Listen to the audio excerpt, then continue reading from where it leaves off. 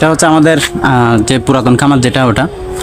এরপর হচ্ছে আমরা পাশে আরেকটা খামার নতুন বাঁধতেছি। খামার তৈরি এটা একটা যে কোনো খামারের জন্য সবচেয়ে বড় একটা খরচের বিষয়।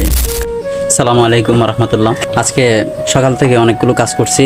আমরা একটা নতুন খামার আরেকটা শুরু করছি। আমাদের খামারের মধ্যে যেহেতু নতুন নতুন মুরগির বাচ্চা আসতেছে, ওই কারণে আমাদের খামারটাও একটু বড় করা প্রয়োজন। আর আমাদের বর্তমান যে খামারটা আছে, তাদের কিছুক্ষণ পরে দেখাবো খামারটা।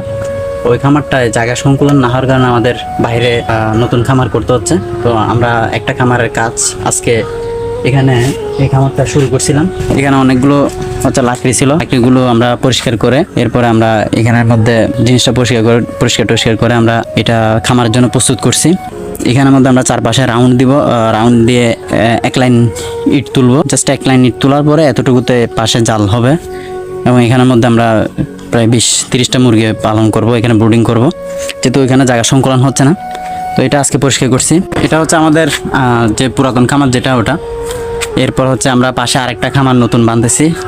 এটার কাজ শুরু করছি অনেক আগে, এখন আপাতত কয়েকদিনের জন্য কাজটা বন্ধ রাখছি। অল্প কয়েকদিনের মধ্যে আমরা শুরু করব। এখানে প্রায় 150 থেকে 200 মুরগির জন্য আলাদা আরেকটা খামার। তো আর হচ্ছে এটা তো নতুনটা তো দেখাইছি, এটা আজকে শুরু করছি। সব মিলিয়ে হচ্ছে এখন আপাতত 3টা খামারের কাজ চলমান, 2টা খামারের কাজ চলমান, একটা তো রেডি।